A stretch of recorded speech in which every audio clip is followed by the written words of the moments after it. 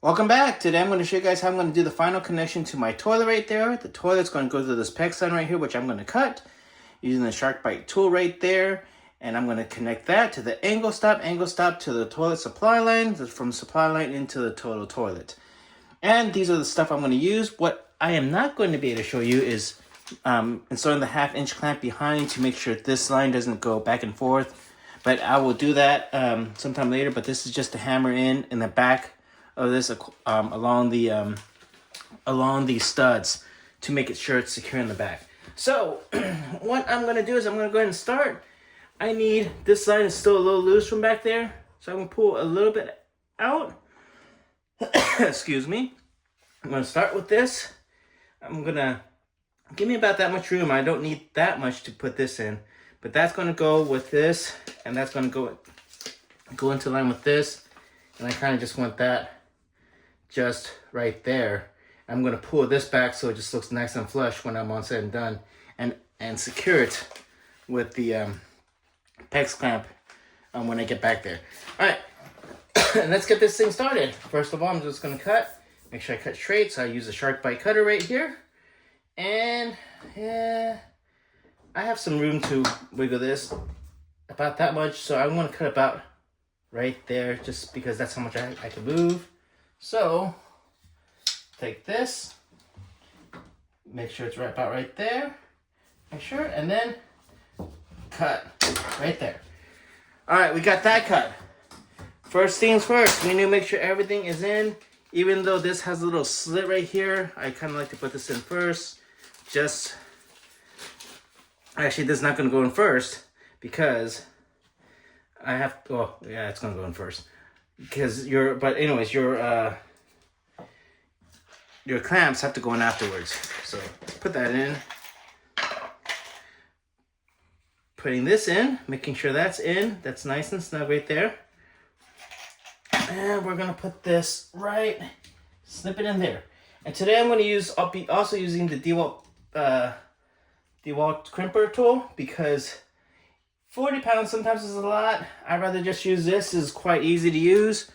It opens and it also closes right there like that. And I love this tool because it takes out the strength and hard work out of this. So then we go open and back by reversing it out.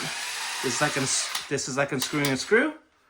And all I have to do is go back to the in mode, get that just secured right there, and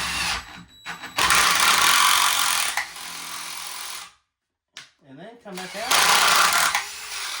and then we see that nice crimp right there, right? I don't know if you guys see that.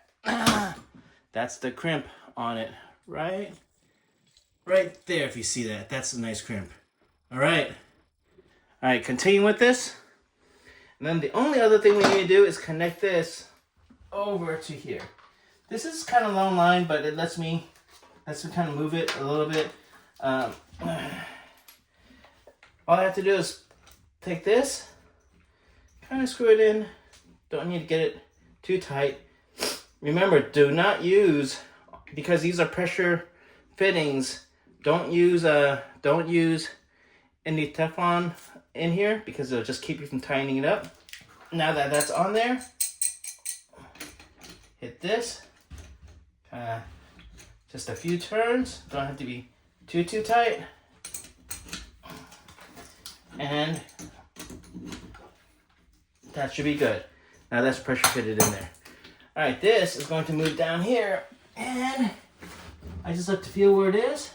Remember, not too tight here either. All right, you gotta get that in. That's how I have right there. It's just gonna tighten up to the connection. And that is it. So, I know I have this coming up. PEX is sometimes very forgiving. You can kind of still move this around, but I'm just gonna keep this like this for now, and I'm gonna go test the water. But I'm gonna hand tighten this. You don't want more than hand tighten this side because on this side it's just plastic. So that's good. That is how you do that. And again, this is still a little loose. And back, I'm gonna clamp it to it's right there with these PEX clamps right here. You can either buy this from Lowe's or Amazon. And I hope you like my install. This is just a 5-minute install. Hope you like and subscribe. Have a great day.